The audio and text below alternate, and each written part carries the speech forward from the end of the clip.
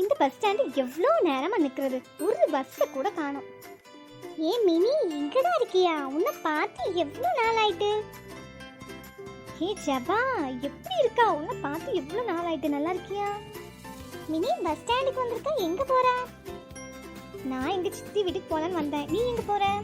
நான் எங்க பாட்டி வீட்டுக்கு வந்தேன். இப்பதான் எங்க வீட்டுக்கு கிளம்பிட்டு இருக்கேன். பாரு, இந்த பஸ் ஸ்டாண்ட்ல வந்து உட்காந்து எவ்வளோ நேரம் ஆயிட்டு தெரியுமா? ஒரு பஸ்ஸை கூட காணோம். ரொம்ப போர் அடிச்சிச்சு. இப்போ நீ வந்துட்டியா? இனி கொஞ்ச நேரம் உங்க கூட பேசிட்டு ஜாலியா இருக்கலாம். பாத்துக்க, இப்படிதான் போற வர பக்கம்லாம் ஃப்ரெண்ட்ஸ் கிடைச்சிட்டா ஜாலி தான். உட்காந்து கதை அளந்துட்டே இருக்க வேண்டியதுதான். அப்புறம் ஜபா, தாத்தா பாட்டி வீட்டுக்கு வந்திருக்க, ரொம்ப ஜாலியா இருந்திருப்பியே. ஆனா நீ வேற அதை ஏன் போட்டு கேட்டுட்டு இருக்க? எப்ப பார்த்தாலும் அதை பண்ணாத இதை பண்ணாத, பைபிள் படி ஜெபம் பண்ணு, எதையாவது சொல்லிட்டு இருக்காங்க. ஏன் ஜபா, இதெல்லாம் நல்ல பழக்கம் தானே. பைபிள் படிச்சா தப்பா? ஜெபம் பண்ணா தப்பா? போ மினி, நீ வேற. நம்ம மாதிரி சின்ன பிள்ளைகள் உட்காந்து பைபிள் படிச்சுட்டே இருக்க முடியுமா? ஜெபம் பண்ணிட்டே இருக்க முடியுமா? வயசாயிட்டு அவங்க ஜெபம் பண்ண வேண்டியதான், பைபிள் படிக்க வேண்டியதான். நம்மளையும் பண்ண சொன்னா என்ன ஜபா இப்படி சொல்லிட்டேன்? தாத்தா பாட்டி ஒவ்வொரு வீட்லயும் இருக்கிறது எவ்வளவு சந்தோஷமான விஷயம் தெரியுமா? நம்ம அப்பா அம்மா வேலை அது இதுன்னு நம்மளை போட்டு போயிடுவாங்க. ஆனா இந்த தாத்தா பாட்டி என்ன செய்வாங்க தெரியுமா? நல்ல பைபிள் கதையெல்லாம் சொல்லி ஜாலியா நம்மளை வளர்ப்பாங்கல்ல.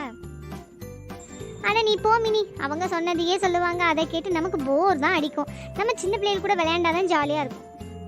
என்ன ஜபா நீ இப்படி சொல்லிட்ட?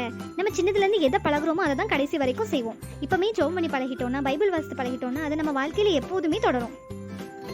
எப்பப்பா தாத்தா பாட்டி கிட்ட இருந்து தப்பிச்சிட்டேன்னு சொல்லி ஓன்ட்டு வந்து மாட்டிட்டேன் பாரு. இப்போ என்ன செய்யன்னு தெரியலையே. என்ன ஜபா, என்னையும் உங்க தாத்தா பாட்டி லிஸ்ட்ல சேர்த்துட்டியா? சரி பரவாயில்ல, இருக்கட்டும். நான் உங்ககிட்ட ஒரு கேள்வி கேட்குறேன். நீ யாரு? நான் நான் நான் எங்க அப்பாவோட பிள்ளை. அது எல்லாரும் சொல்ற பதில். அதையே நீயும் சொன்னா எப்படி? இப்ப சொல்லு, நீ யாரு? நான் வந்து என்ன சொல்லணும்? சரி, பைபிள் உன்னை பத்தி என்ன சொல்லுதுன்னு நான் சொல்லட்டுமா? என்ன நீ சொல்ற? பைபிள்ல என்ன பத்தி சொல்லியிருக்கா?